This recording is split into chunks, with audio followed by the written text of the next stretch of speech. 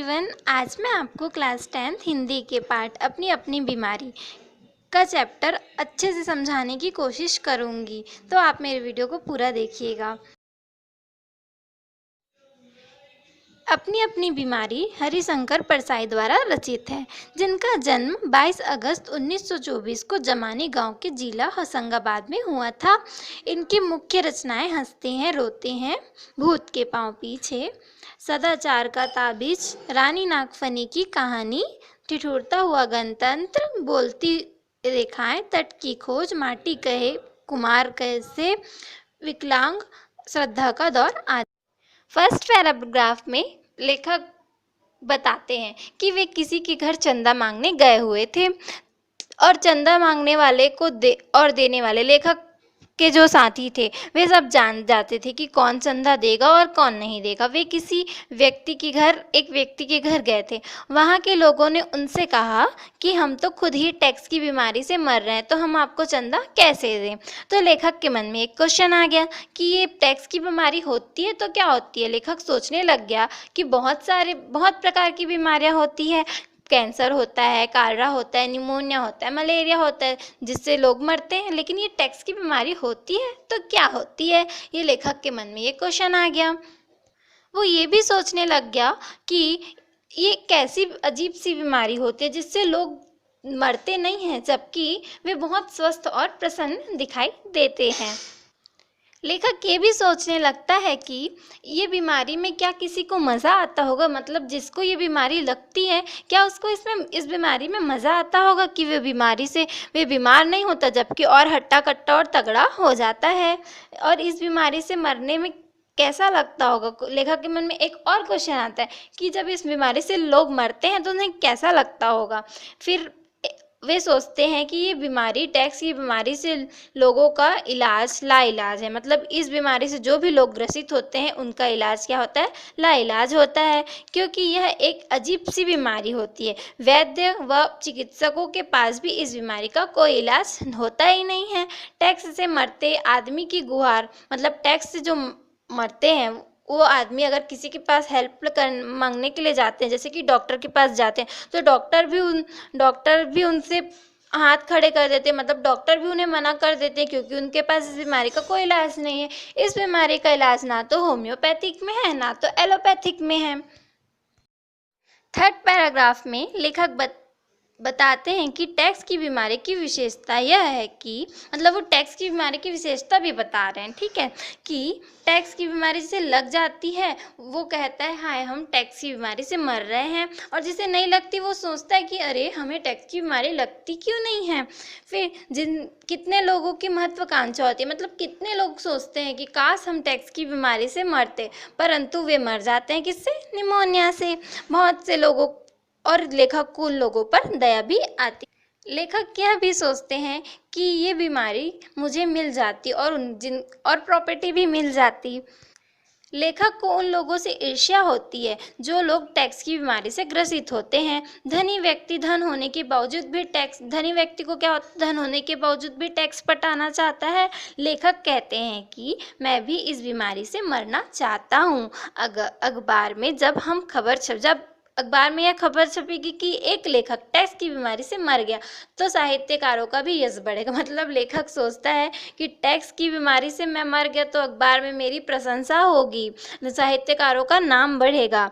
यहाँ लेखक साहित्यकारों की आर्थिक स्थिति को लक्ष्य कर यहाँ पे व्यंग कर रहे हैं, मतलब यहाँ पे जो लेखकों की, साहित्यकारों की जो आर्थिक स्थिति होती है उसका यहाँ पर व्यंग किया जा रहा है, मजाक बनाकर उसे बताया जा रहा है। उनके दुखों को इस बात में व्यक्त किया जा रहा है कि छोटी मोटी बीमारियों से ही मरेंगे। लेखक फिर ये सोचते हैं कि नहीं, मैं सिर्फ छोटी मोटी बीमारियों से ही मरूंगा, टैक्स की बीमारी तो मेरे भाग्य में है ही नहीं। हमारे नेक्स्ट पैराग्राफ में लेखक बताते हैं कि वे अपने दोस्तों के साथ बैठे थे, तब वे एक दूसरे से अपने दुख बांट रहे थे। वहीं उनका एक दोस्त था जो अपने बारे में बता रहा था कि वो बेईमानी की बीमारी से ग्रसित है। वो एक दुकान खोला था जिसका नाम उसने गांधी जी के आदर्श पर चलकर उसने एक प्रतिष्ठान खोला था जिसका नाम उन्होंने गांधी जी के नाम से रखा था, जिसके कारण वो उस दुकान में बेईमानी कर नहीं सकता था, परंतु जो दूसरे लोग थे वो उसके साथ बेईमानी करते थे। तो उसके मन में भी ये क्वेश्चन आया कि गांधी जी के कारण उसकी ज़िंदगी बर्बाद हो गई। काश वो गांधी जी के नाम की जगह दूसरे नाम रखता तो वो भी बीमारी कर सकता और स्वस्थ रह सकता। तो वो बहुत ही दुखी था इस बात से। उसके साथ और लेखक के साथ और भी उनके कुछ दोस्त बैठे हुए थे। वे भी बहुत दुखी थे, लेकिन लेखक के मन में एक और विचार था कि उनका जो 40 रुपए का बिजली बिल था जो लेखक ने जमा नहीं किया था, वे उनसे परेशान थे। तभी उनके साथ बैठे एक दोस्त ने उन्हें अपने प्रॉब्लम मतलब अपने दुख बताए कि वे 8 कमरों का मकान बनाना चाहते थे, परंतु उन्होंने 6 कमरों का तो मकान बना लिया था, परंतु 2 कमरों के लिए उनके पास पैसे नहीं थे। तो वो अपनी इस दुख से दुखी थे।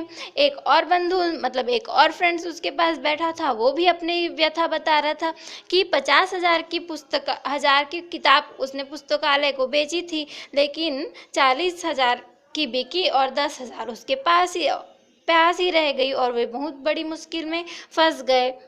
और उनके दोस्त चाहते थे कि वे जो अपनी बीमारी मतलब अपनी दुख जो बता रहे हैं उनसे हरिशंकर परसाई जी दुखी हो जाए, परंतु वे तो उनके मन में तो कुछ और ही चल रहा था। वे तो अपनी बिजली बिल कटने का बारे में सोच रहे। सभी दोस्त अपनी अपनी व्यथा को अपनी दुख की व्यथा को बता रहे थे ताकि लेखक उनके दुख से दुखी हो जाए, परंतु आखिर लास्ट में लेखक उनके दुख से दुखी हो ही गए और सभी के दुख के बारे में सोचने लग गए। लेखक सोचते हैं कि तरह तरह के संघर्ष में तरह तरह के दुख है। मतलब अगर हम संघर्ष करेंगे, कोई भी संघर्ष करे, हर संघर्ष में दुख ही दुख है। सुख मिलता है परंतु दुख ज़्यादा होता है।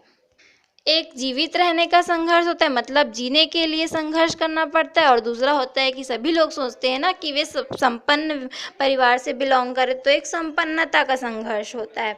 एक न्यूनतम जीवन स्तर का संघर्ष, मतलब जो नीचे स्तर के व्यक्ति होते, जो लोग गरीब होते, उनका दुख अलग होता है। उन्हें तो पर्याप्त संपन्नता मिलती ही नहीं, तो वे अपनी संपन्नता के दुख से दुखी रहते हैं। ऐसे में कोई अपने छोटे छोटे दुख को लेकर कैसे बैठ जाए और अगर उसे सोचने में लग जाए तो उसकी जिंदगी तो समाप्त ही हो जाएगी। लेखक के मन में फिर वही लालसा उठ गई, वही इच्छा उठ गई कि काश वो सज्जन व्यक्ति जो टैक्स की बीमारी से मर रहा था, लेकिन वो सब अपनी जितनी भी प्रॉपर्टी है काश वो लेखक को दे देता और लेखक भी टैक्स की बीमारी से मर जाता, परंतु ये मौका तो लेखक को मिला ही नहीं। फिर लेखक लास्ट में यही सोचने लग गए कि वे मरेंगे तो किसी छोटे मोटे बीमारी से ही मरेंगे, टैक्स की बीमारी तो उनके भाग्य में है ही नहीं। इस पूरे चैप्टर में हमें टैक्स के बारे में बताया गया है कि टैक्स की बीमारी से लोग कैसे ग्रसित होते हैं, टैक्स का इलाज क्या होता है और बाकी दूसरे लोगों के अपनी अपनी छोटी छोटी बीमारियों के बारे में बताया गया है। टैक्स क्या होता है? तो टैक्स का मतलब होता है कि कर, जो एक वस्तु पर लगाया जाता है। आज के समय में हमें हर वस्तु में जीएसटी देना पड़ता है। जीएसटी का अर्थ ही होता है कर, और लोगों की आय पर भी कर लगता है। आय की एक सीमा होती है, उसके बाद कर लगना स्टार्ट हो जाता है, जिसे ही टैक्स कहते हैं। इस प्रकार ये चैप्टर यहीं समाप्त होता है। यदि आपको मेरा वीडियो अच्छा लगा हो तो प्लीज़ लाइक, सब्सक्राइब और शेयर ज़रूर करें, और आपको अगर कोई भी डाउट है तो प्लीज़ कमेंट बॉक्स में कमेंट करें। मैं आपके हर एक कमेंट का जवाब आपको दूंगी।